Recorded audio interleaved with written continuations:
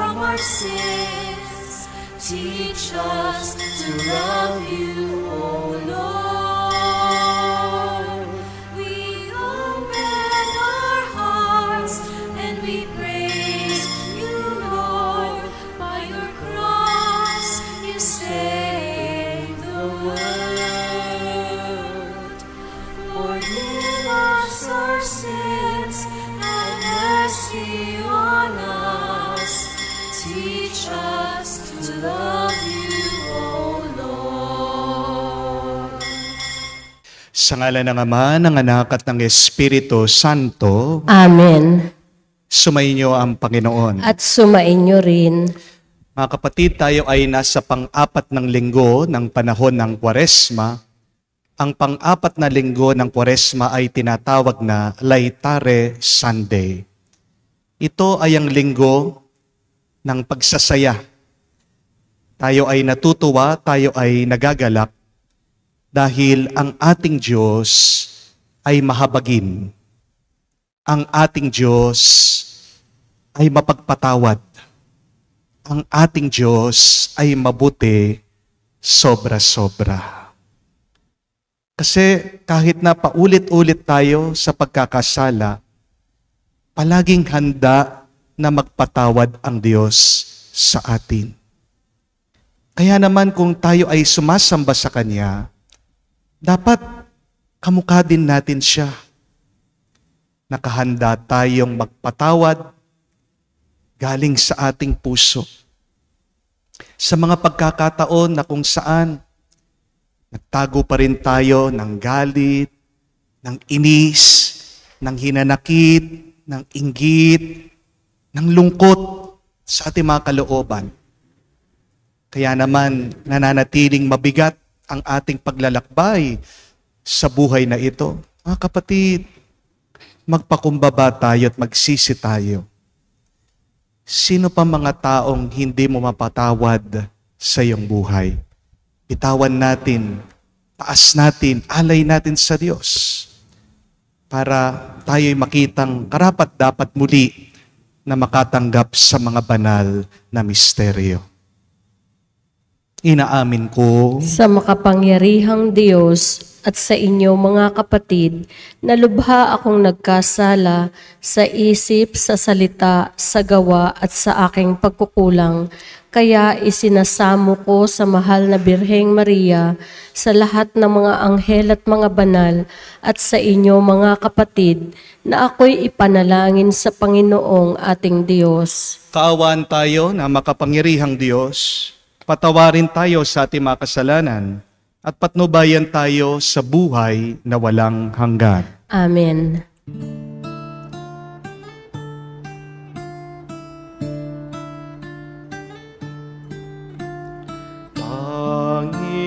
Panginoon, maawa ka. Panginoon, maawa ka.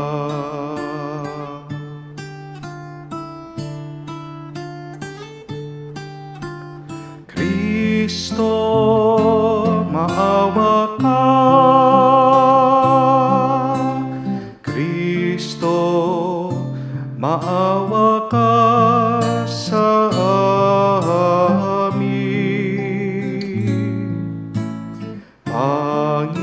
Panginoon, maawa ka. Panginoon, maawa ka. Manalangin tayo. Ama naming makapangyarihan, Ikaw ay nakikipagkasundo sa sangkatauhan sa pamagitan ng iyong salita, sa masigasig na pagsamba at matibay na pagsampalataya. Ang sambayanang Kristiyano ay makadulog nawang masaya sa pagdiriwang ng dakilang kapistahan ng pagkabuhay. Sa pamagitan ni Jesucristo kasama ng Espiritu Santo, magpa sa walang hanggan. Amen.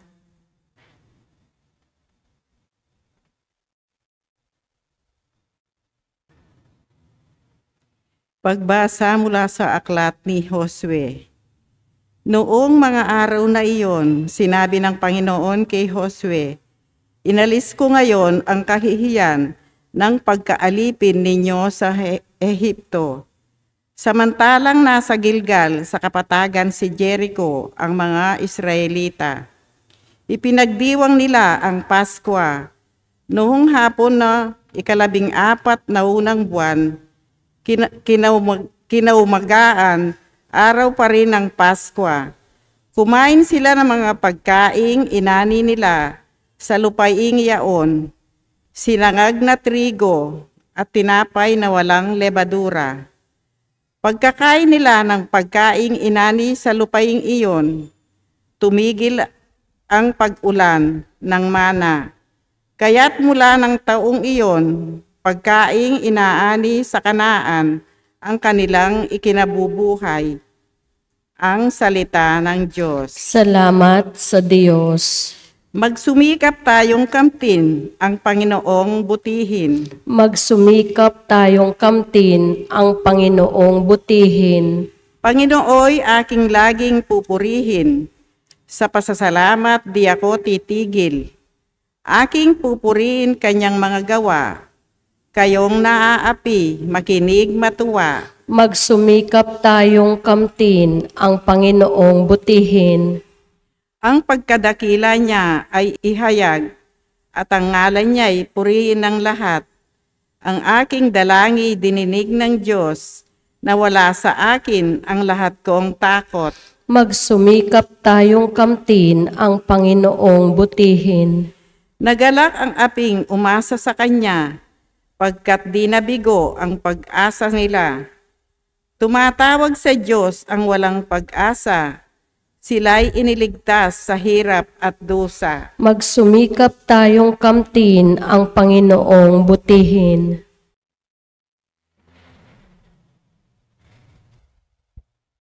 Pagbasa mula sa ikalawang sulat ni Apostol San Pablo sa mga taga-Korinto. Mga kapatid, ang sinumang nakipag-isa kay Kristo ay isa ng bagong nilalang. Wala na ang dating pagkatao, siya ay bago na. Ang Diyos ang gumawa ng lahat ng ito sa pamamagitan ni Kristo. Ibinilang niya akong kaibigan, di na kaaway. At hinirang niya ako upang panumbalikin sa Kanya ang mga tao. Ang ibig kong sabihin, ang tao'y ibinibilang ng Diyos na Kanyang kaibigan sa pamamagitan ni Kristo at nililimot na niya ang kanilang mga kasalanan at ipinagkatiwala niya sa akin ang balitang ito. Kaya't ako'y sugo ni Kristo, parang ang Diyos na rin ang namamanhik sa inyo sa pamamagitan ko. Makipagkasundo kayo sa Diyos. Hindi nagkasala si Kristo, ngunit dahil sa atin, siya'y ibinilang na makasalanan upang makipag-isa tayo sa Kanya at mapabanal sa harapan ng Diyos sa papamagitan niya. Ang salita ng Diyos. Salamat sa Diyos.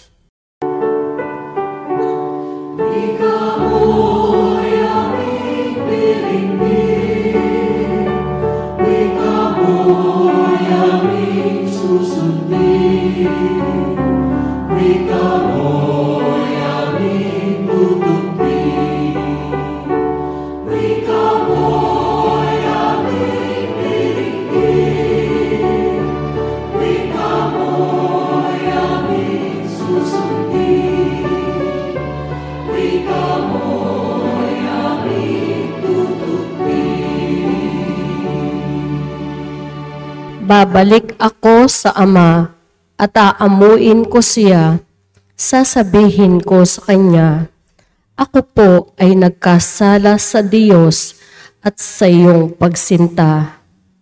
Sumainyo ang Panginoon. At sumainyo rin. Ang mabuting balita ng Panginoon ayon kay San Lucas. Papuri sa iyo, Panginoon. Noong panong yun, ang mga publikano at ang mga makasalanan ay nagsisilapit upang makinig kay Jesus. Nagbubulong-bulungan ang mga Pariseo at ang mga Iskriba. Ang sabi nila, ang taong ito'y nakikisalamuha sa mga makasalanan at nakikisalo sa kanila.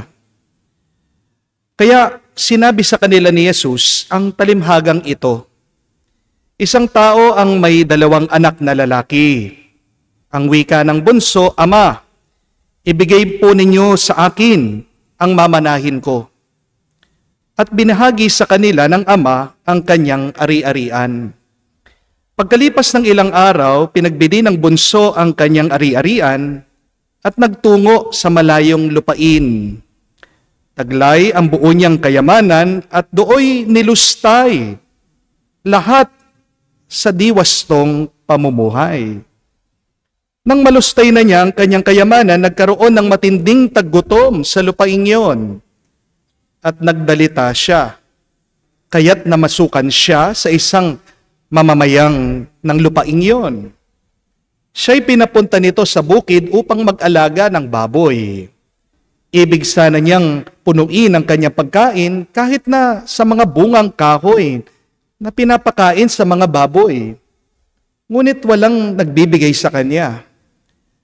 Na mapag-isip-isip niya ang kanyang ginawa, nasabi niya sa sarili, ang mga alila ng aking ama ay may sapat na pagkain at lumalabis pa. Samantalang ako'y namamatay ng gutom dito. Babalik ako sa kanya at sasabihin ko, Ama, nagkasala po ako sa Diyos at sa inyo. Hindi na po ako karapat-dapat na tawagin ninyong anak. Ibilang na lamang ninyo ako isa sa inyong mga alila. At tumindig siya at pumaroon sa kanyang ama. Malayo pa'y natanaw na siya ng ama at ito'y labis na nahabag sa kanya. Kaya't patakbo siyang sinalubong, niyakap at hinagkan. Sinabi ng anak, Ama, nagkasala po ako sa Diyos at sa inyo. Hindi na po ako karapat-dapat na tawaging ninyong anak. Ngunit tinawag ng ama ang kanyang mga alila, Madali, dalhin niyo rito ang pinakamahusay na damit at isuot sa kanya. Suotan siya ng singsing at panyapak. Kunin ang pinatabang guya at patayin. Kumain tayo at magsaya. Sapagkat namatay na ang anak kong ito, ngunit muling nabuhay, nawala, ngunit nasumpungan. At sila'y nagsaya. Nasa bukid noon ang anak na panganay, umuwi siya at nang malapit na sa bahay ay narinig niya ang tugtugan at sayawan. Tinawag niya ang isa sa mga alila at tinanong, Bakit? May ano sa atin? Dumating po ang inyong kapatid, tugon ng alila. Pinapatay ng iyong ama ang pinatabang guya, sapagkat nagbalik siyang buhay at walang sakit. Nagalit ang panganay at ayaw nitong pumasok sa bahay. Kaya't lumabas ang kanyang ama at inamo-amo siya. Ngunit sinabi nito, Pinaglingkuran ko po kayo sa loob na maraming taon at kailan may hindi ko kayo sinuway. Ngunit ni minsan hindi niyo ako binigyan kahit isang biserong kambing para magkatuwaan kami ng aking mga kaibigan. Subalit nang dumating ang anak niyong lumustay ng inyong kabuhayan sa mga masasamang babae, pinagpatay pa ninyo ng pinatabang guya? Sumagot ang ama, Anak, lagi kitang kapiling. Ang lahat ng ari-arian ko ay sa iyo. Ngunit dapat tayong magsaya at magalak sapagkat namatay ang kapatid mo, ngunit muling nabuhay. Nawala, ngunit nasumpungan. Mga kapatid, ang mabuting balita ng ating Panginoon. Pinupuri ka namin, Panginoong Hesu Kristo. Magandang araw po muli sa inyong lahat and a blessed Sunday po sa inyong lahat. Sabihan nyo naman po ang iyong mga katabi, salamat sa Diyos, buhay ka pa. Amen? Blessed Sunday din po sa lahat ng mga sumusubaybay sa atin sa banal na misang ito. Online, pinagdarasal ko po, kayo ay nasa mabuti at magandang kalagayan pa rin. Meron po akong papel dito. Imagine nyo po, ang papel na ito ay yung ibang tao. Minsan, hindi natin mapipigilan dahil tayo ay makasalanan, tayo ay hindi perpekto, tayo ay mahina na masasaktan natin ang ating mga kapwa. Di po ba? Minsan, napagsasalitaan natin sila ng masama. Minsan, nauutangan mo sila, di ka makapagbayad. Minsan, napagtataksilan mo sila. Minsan, may nagagawa kang hindi tama, sumasakit ang loob nila sa iyo. Dahil sa ating kasalanan, nasasaktan natin ang kalooban ng iba. Amen? We hurt other people because of our sins. Because of our misgivings, sometimes we cannot love. Because of our sins, people cannot forget that pain and suffering that you have caused them. Pero, sabihin nyo nga po dito, pasensya ka na. Subukan nyo nga po, sabihin nyo, sorry. Kayo nga po, sorry. Naayos po ba? Sabihin po natin ulit, tayong lahat. Sorry, sorry. Nabuo po ba ulit? Ulit-ulitin po natin sabihin, sorry, sorry. Pasensya ka na ha. Huwag ka na magagalit sa akin. Sira pa rin po, di ba? Ano pong ibig sabihin, mga kapatid? Tandaan niyo po ito. Hindi sapat na sabihin mo lang, sorry, o patawarin mo ako para maayos ang lahat. Amen? To say sorry is not enough. So that the broken relationship can be fixed, can be healed. Amen? Kaya sumasakit pa rin ang loob ng ibang tao sa'yo. Kasi hindi ka marunong humingi ng patawad o ng sorry sa kanila. Meron po kasi mga iba, kapag humihingi ng sorry, pasigaw. They don't mean it. Diba? Aminin nyo. Yung iba, humihingi ng tawad, kala mo, galit pa. Sorry! Oh.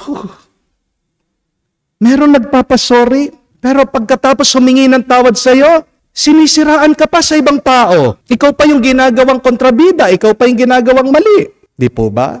Meron nagpapasorry dahil nahuli lang sila sa kanilang ginagawang kasalanan. Kung hindi mo lang nakita na may kachat yung iyong asawa, hindi naman siya magpapasorry sa'yo. Di po ba? Pero kung walang nakakaalam, kung walang nakadiskubre, tuloy ang ligaya sa pagkakasala. Merong nagsosorry, umiiyak pa, lumuluhod pa sa harapan mo, niyayakap ka. Pero bigyan mo lang ng ilang araw, ilang linggo, ilang buwan, balik sa dati. Pinagpapatuloy pa rin yung kanyang pagkakamali. Aminin natin mga kapatid, marami sa atin ganyan, hindi marunong humingi ng tawad. Ang akala, magic word ang sorry. Ang akala pag sinabi mo, sorry, makakalimutan ng lahat, maayos ng lahat. Di po ba? Pero hindi maibabalik ng sorry ang kahapon. Hindi maayos ng iyong salita, patawad. Yung nasira na, hindi naiibsan agad yung nasasaktan na loob at damdamin dahil lang sinabi mo yung sorry o patawad. Di po ba? May apat po na parte kasi ang perpektong paghingi ng tawad. Remember this, that the perfect apology requires 4 things. First, you say you're sorry. Second, you admit your faults. Third, you promise to fix your mistake. And fourth, you change for the better. Ang problema sa atin kasi, nakakalimutan yung 2 to 4 na steps. Para sa atin, pag sinabi mong sorry na yun eh. Pero hindi po nagtatapos doon. Mga kapatid, hindi natin mapapalambot ang puso na mga nasaktan natin kung puro salita lang tayo. Amen? Remember that the 3 rules for a happy relationship is, number 1, love needs action. Second, trust needs proof. Third, sorry needs change. Sumasakit ang loob ng ibang tao sa iyo, kapatid. Kasi puro ka sorry ng sorry, puro ka humihingi ng tawad, pero hindi mo naman inaamin yung iyong pagkakamali. Pero hindi ka nangangako na ikaw ay magbabago. At wala ka namang ginagawa para patunayan mo na talagang sorry ka na nagbago ka na. Di po ba? Ano po ang kasabihan? That the best apology is a changed behavior. So the question is, what are you doing to prove that you are really sorry? Opo, mahalaga na sabihin mo, sorry, patawad. Pero alam niyo po kung anong mas mahalaga? Yung suyuin mo, yung taong nasaktan mo. Paramdam mo sa kanya talaga, sorry ka. Amen? Pero may katotohanan din, minsan, kahit na ginawa mo na ang lahat, hindi ka pa rin mapatawad yung taong nasaktan mo. We have to accept that reality that sometimes apology is not a guarantee to be absolved, to be forgiven for our sins. Remember that your apology is just a hope that you will be forgiven. Kapatid, wag mong iisipin na dahil humingi ka na ng tawad, na patatawarin ka na agad. Hindi ka siguraduhan na dahil na kahit na nagbago ka, ay mamahalin at tatanggapin ka ng nasaktan mo. Di po ba? Minsan meron mga misis na ganyan eh. Nagsorry na yung mister nila, nagbago na yung asawa nila, naging tapat naman, nananatili na sa bahay, ginagawa lahat ng gusto ng misis nila. Aba, pinagtatampuhan pa rin. Yung pong isa umamin sa akin eh. Sabi, Father, pinagbibisitan ko po yung asawa ko kasi diyan na lang ako nakakaganti doon sa pambababae niya.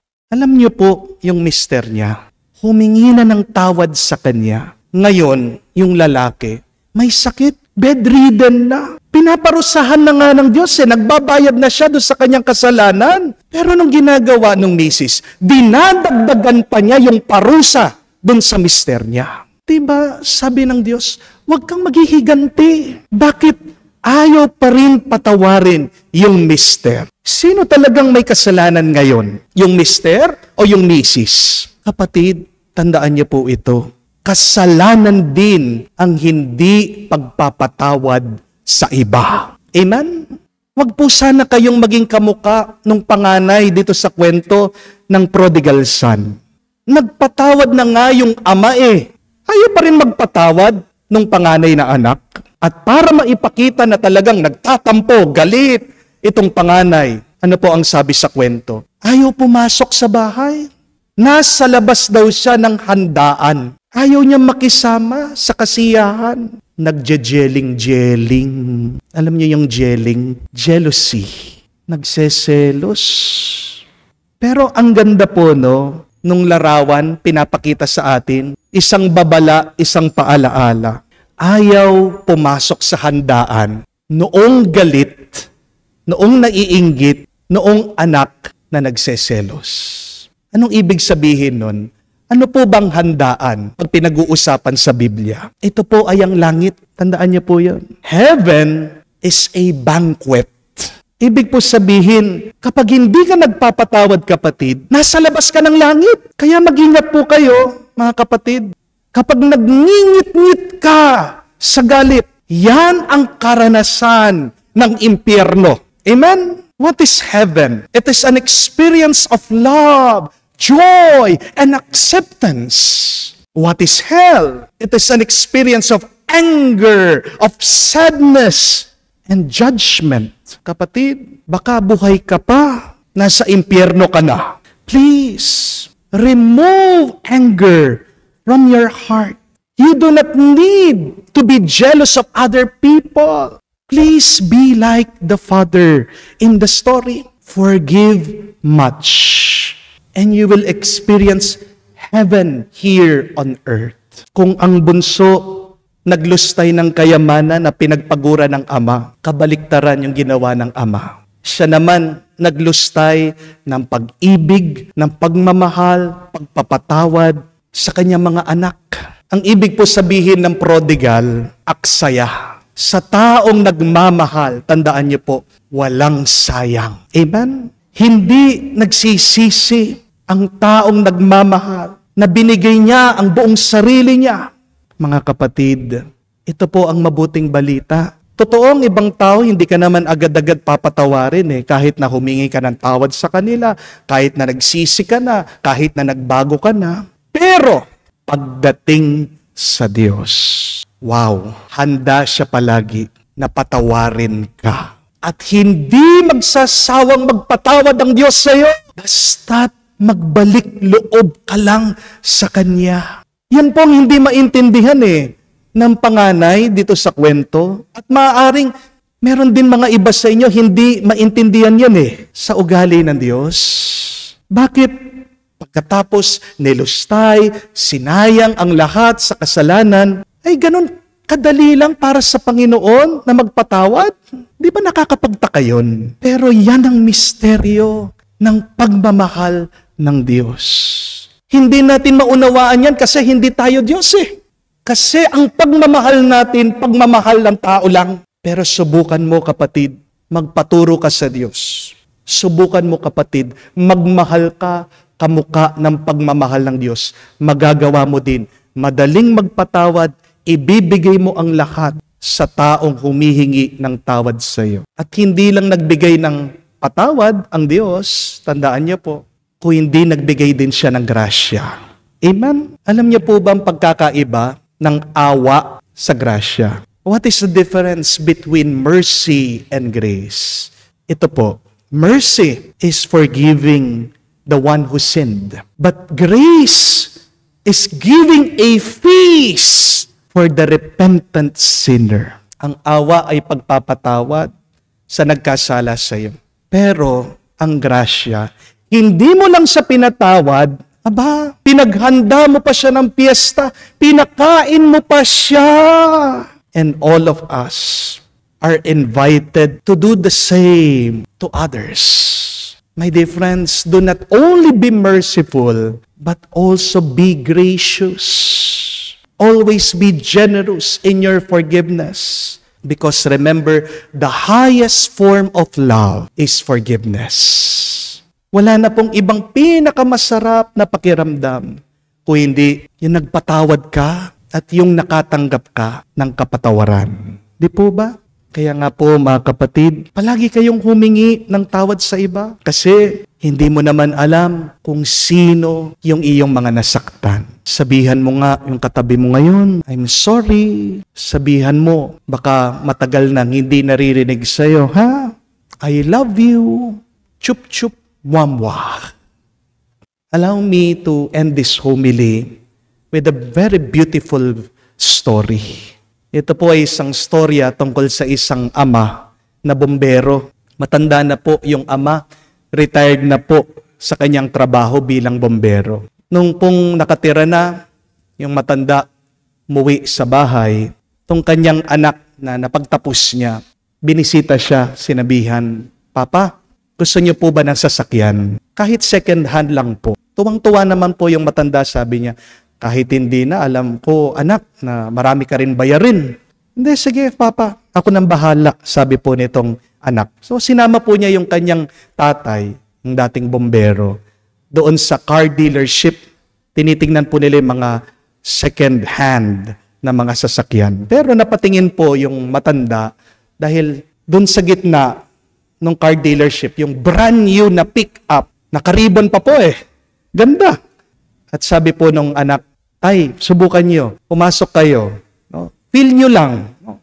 Binuksan po yung pintuan, pumasok po yung matanda. Alam niyo po, may nakita yung matanda doon sa taas ng dashboard. mga tansan. Nagtataka tong matanda, bakit meron mga tansan ng soft drinks? At sabi po nung anak, ay baka nakalimutan nyo na, no? Di ba nung maliit akong bata, sinasama nyo ako sa fire station. Doon ako naglalaro, doon ako minsan nag-stay, natutulog.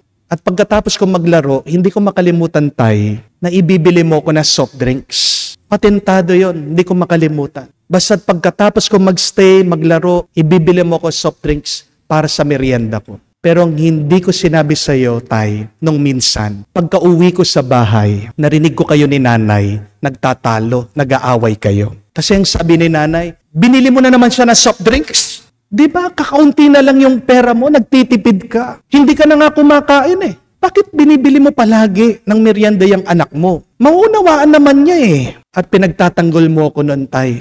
Sabi mo, bata pa lang yan, hayaan mo na. Okay lang naman ako, matitiis ko naman yung gutom. Hindi ko kinalimutan yon, sabi po ng bata, nung anak niya. Kaya magsimula po noon, Tay, nag-ipon na po ako dun sa bawat soft drinks na binibili niyo po para sa akin.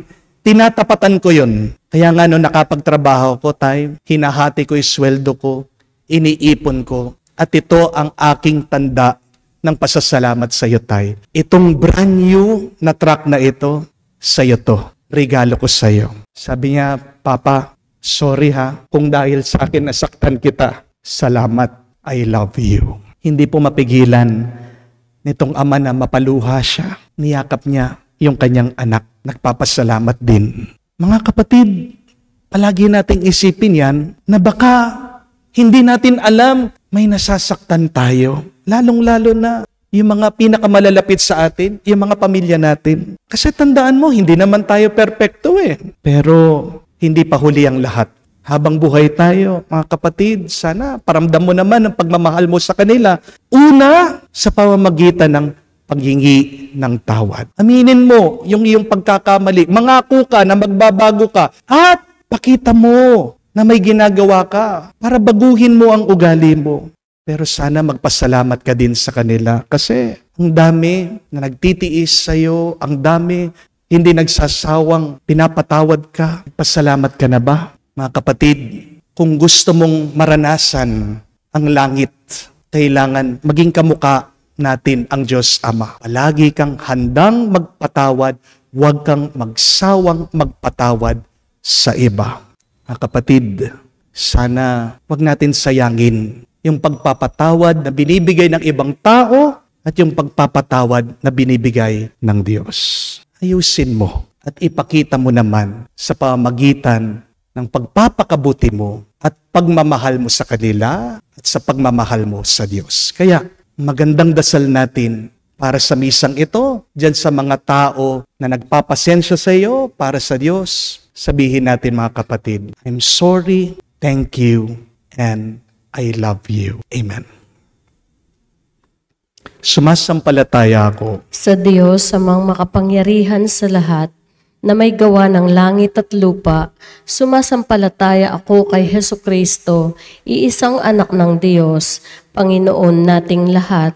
Nagkatawang tao siya, lalang ng Espiritu Santo, ipinanganak ni Santa Mariang Birhen, pinagpakasakit ni Poncio Pilato, ipinako sa krus, namatay, inilibing, nanaog sa kinaroroonan ng mga yumao, nang may ikatlong araw, nabuhay na mag-uli, umakyat sa langit, naluluklok sa kanan ng Diyos amang makapangyarihan sa lahat. Doon magmumulang paririto at huhukom sa nabubuhay at nangamatay na tao. Sumasampalataya naman ako sa Diyos Espiritu Santo, sa banal na simbahang katolika, sa kasamahan ng mga banal, sa kapatawaran ng mga kasalanan, sa pagkabuhay na muli ng nangamatay na tao, at sa buhay na walang hanggan. Amen. Pinapaalala sa atin ng sipi ng Ebanghelyo ngayon ang ating pagiging makasalanan at ang pagpapatawad ng Diyos. Buong pagtitiwala sa banal na awa, dulog natin ang ating mga kahilingan para sa lahat ng mga makasalanang habang nananalangin tayo. Ating sabihin, Panginoon, dinggin mo kami. Panginoon, dinggin mo kami. Para sa simbahang katolika, Nawa siya'y laging maging kasangkapan para sa pagbabalik loob ng mga tao sa sanlibutan. Manalangin tayo. Panginoon, dinggin mo kami.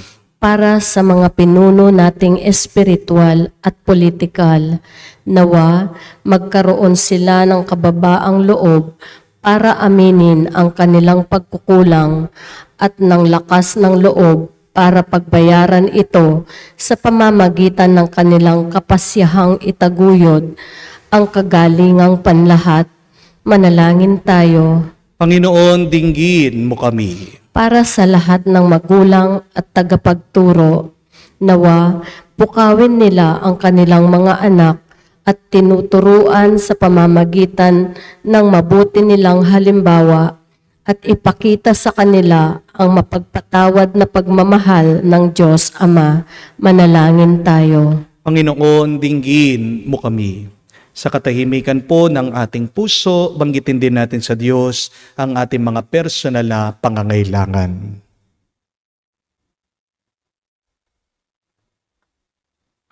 Panginoong Diyos, narito kami ngayon sa harap mo, na waring mga alibughang anak na nagkasala sa iyo, na maraming ulit at sa maraming paraan.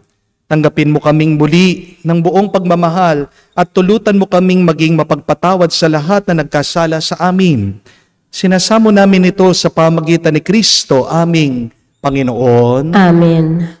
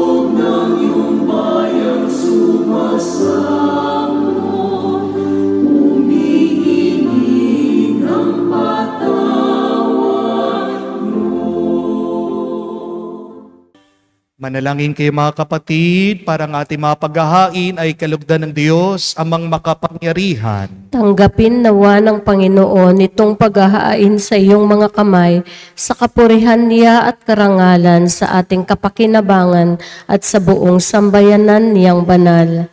Ama naming lumikha, para sa paghahaing nagbibigay kagalingan, kami ngayon ay masayang nagsisipag-alay. Kalakip ang dalangin amin nawang maidangal. Ang pagdiriwang na ito ng banal na pakikinabang, ay maidulot nawa ito para sa kaligtasan ng tanan. Sa pamagitan ni Jesucristo kasama ng Espiritu Santo, magpa sa walang hanggan. Amen. Sumainyo ang Panginoon. At sumainyo rin. Itaas sa Diyos sa inyong mga puso at diwa. Itinaas na namin sa Panginoon. Pasalamatan natin ang Panginoong ating Diyos. Marapat na siya ay pasalamatan. Ama naming makapangyarihan, tunay nga marapat ikaw ang ating pasalamatan sa pamagitan ni Jesucristo na aming Panginoon. sa aming kusang pagtitiis ng hirap. Tinutulungan mo ang aming maitumpak ang kinamihas ng pagsalungat. Sa pananagutang iyong iniatas, sa aming pagtulad sa anak mong mahal na nagpapakasakit para sa tanan. Ang pagsisikap namin iyo'y kinalulugdan at ang mga pagpapakabuti namin iyong kinararangal. Kaya kaisa na mga anghel na nagsisiawit ng papuri sa iyo nang walang humpay sa kalangitan, kami nagbubunyi sa iyong kadakilaan. Santo, Santo, Santo, Panginoong Diyos, napupuno ang langit at lupa ng kadakilaan mo.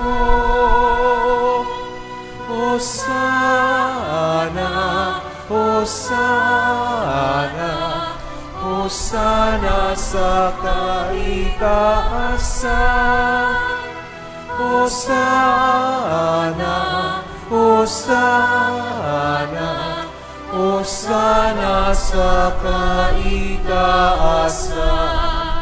Pinapala ang naparirito sa ngalan ng Panginoon.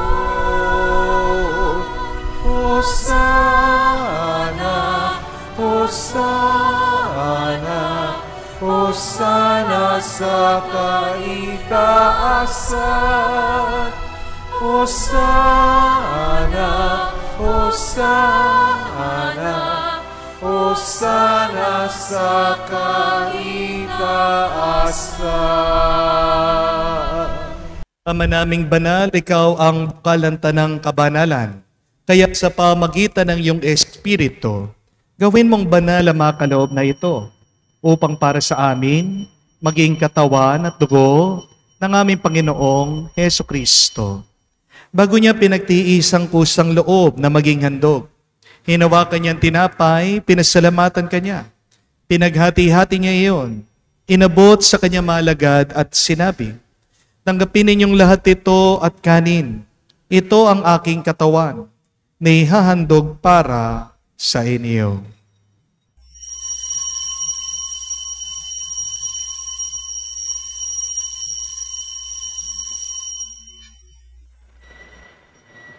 Gayon din naman na matapos ang hapunan, hinawakan niyang kalis, muli kanyang pinasalamatan. Inabot niyang kalis sa kanyang malagad at sinabi, "Tanggapin ninyong lahat ito at inumin. Ito ang kalis ng aking dugo, ng bago at walang hanggang tipan. Ang aking dugo na ibubuhos para sa inyo at para sa lahat, sa ipagpapatawad ng mga kasalanan. Gawin ninyo ito sa pag-alaala sa akin."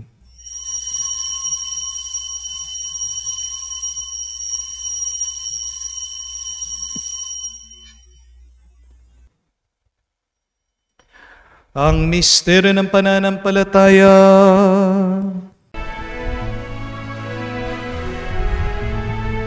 Sa krus mo at pagkabuhay, kami natubos mong tunay. Oong Jesus, naming mahal, iligtas mo kaming tanan, ngayon at magpakailanman. Ang mga ginagawa namin ngayon ng pag-alaala sa pagkamatay, muling pagkabuhay ng iyong anak. Kaya tinialay namin sa iyong tinapay nagbibigay buhay at ang kalis na nagkakaloob ng kaligtasan. Kami nagpapasalamat dahil kami yung minarapat na tumayo sa harap mo para maglingkod sa iyo. Sinasamo namin kami magsalo-salo sa katawan at dugo ni Kristo ay mabuklod sa pagkakaisa sa pamagitan ng Espiritu Santo. Amalingapin mong iyong simbahan, laganap sa bundigdig, puspusin mo kami sa pag-ibig. Kay San Francesco, ang aming Papa, si Florentino, aming Arsobispo at ng Tanang Kaparian, alalahanin mo rin ang aming mga kapatid na nahimlay may pag-asang sila'y muling mabubuhay. Ngayon din naman lahat ng mga pumanaw, kawan mo't sila't patuloyin sa iyong kaliwanagan.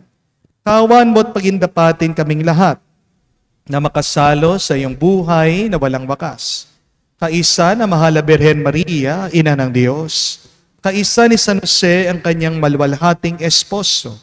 Kaisa ng mga apostol at lahat ng mga banal na namuhay dito sa daigdig na kalugod-lugod sa iyo. May pagdiwang nawa namin ang pagpupuri sa kararangal mo sa pamagitan ng iyong anak, aming Panginoong Heso Kristo. Sa pamamagitan ni Kristo, kasama niya at sa Kanya, ang lahat ng parangal at papuri ay sa iyo, Diyos Ama, makapangyarihan, kasama ng Espiritu Santo, magpasawalang hanggan.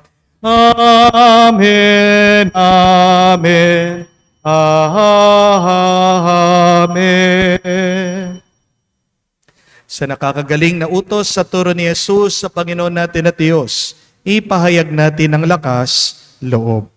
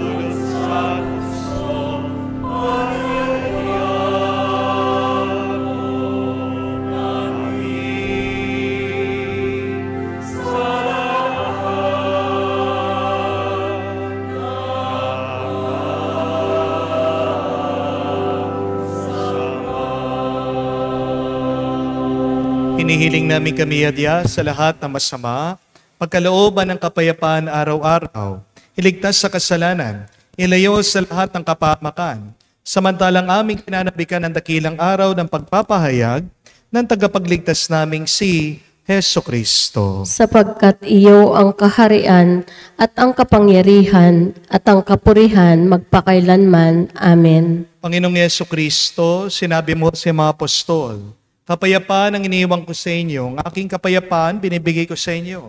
Tungayan mo ang aming pananampalataya at huwag ang aming pagkakasala. Pagkalooban mo kami ng kapayapaan at pagkakaisa ayon sa iyong kalooban, kasama ng Espiritu Santo, magpa sa walang hanggan. Amen. Kapayapaan ng Panginoon ay laging sumainyo. At sumainyo rin. Magbigayan po tayo ng kapayapaan sa bawat isa. Peace with you po, kapayapaan po sa inyong lahat.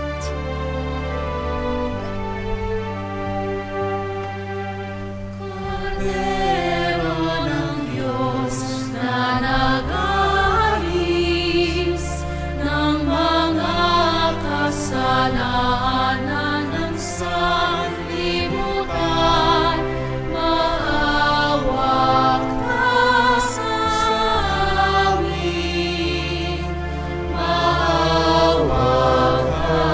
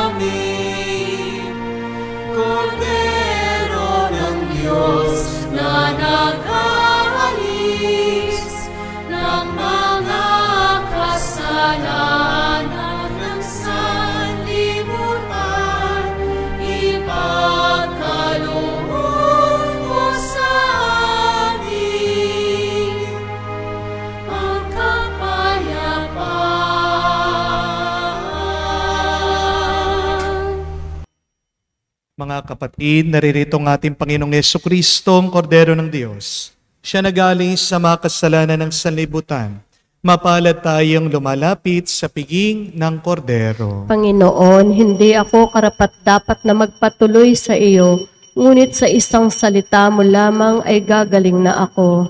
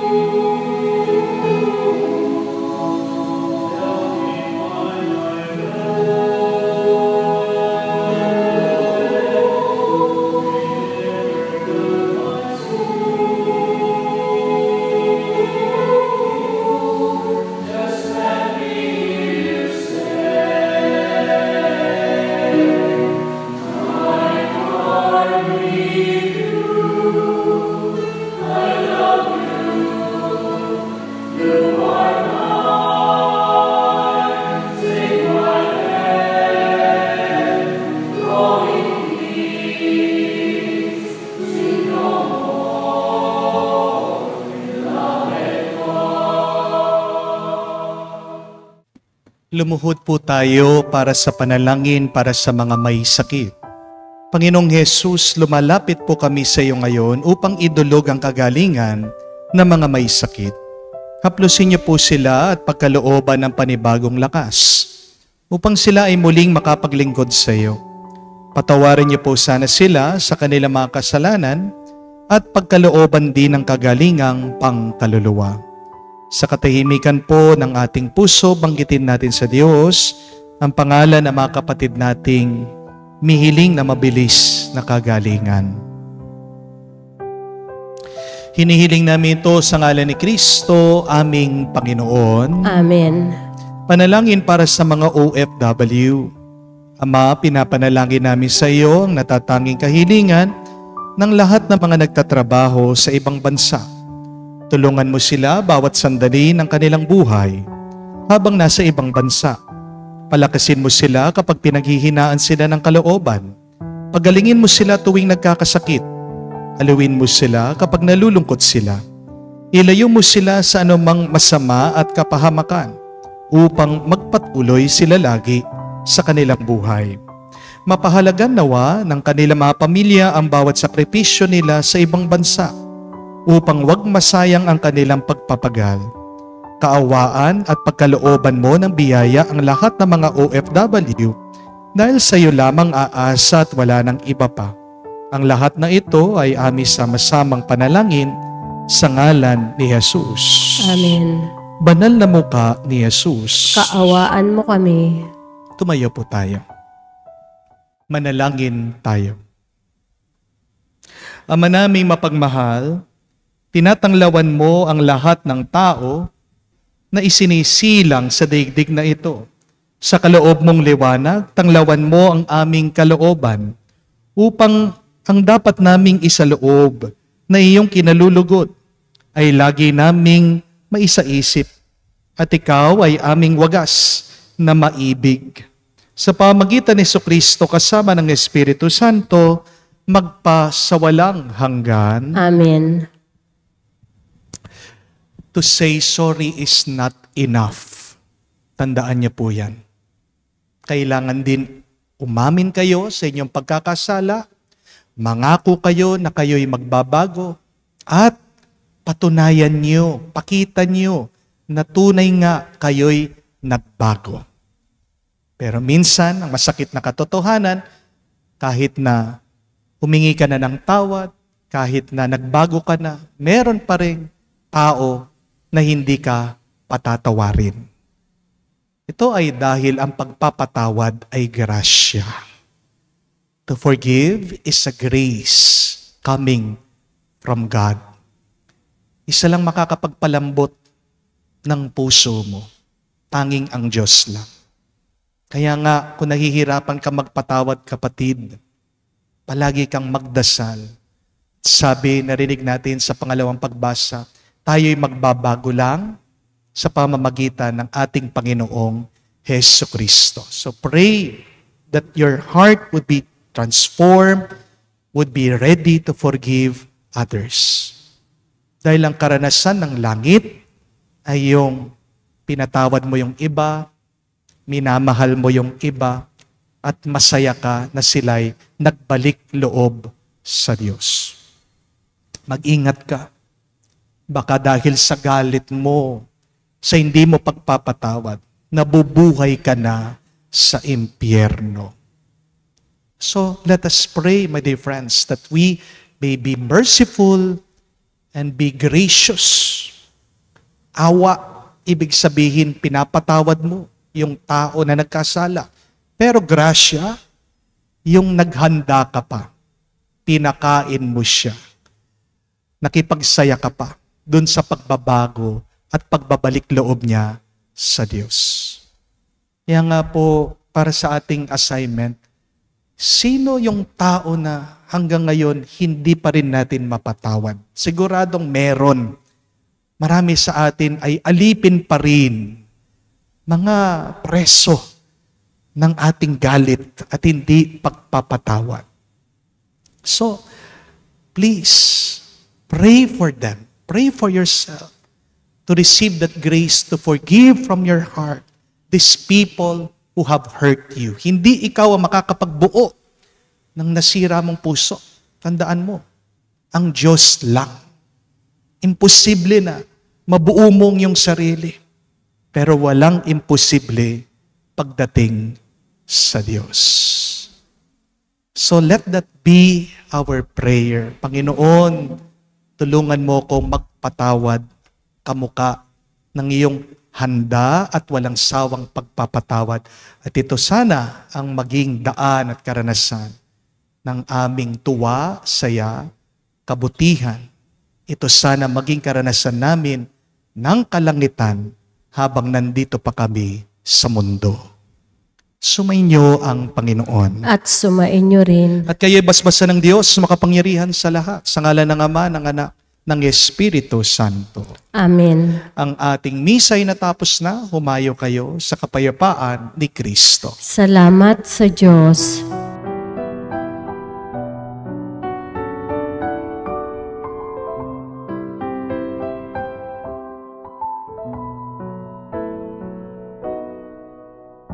Ako'y kawaan, o mahal kong Diyos, sangayon sa iyong kagandahang loob.